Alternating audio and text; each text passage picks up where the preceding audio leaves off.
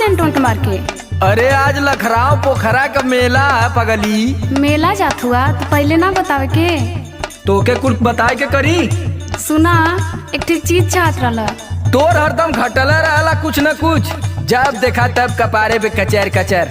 तनी से सुना ना। तहू आज अपन सुनाई ले।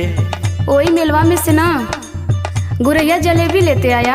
अरे गुरैया जिलेबी लेबी न देवी, गुरैया जिलेबी। अभी ये कुल कहबा हम जानत रहनी, लेकिन तब वो मन कैला कह देनी।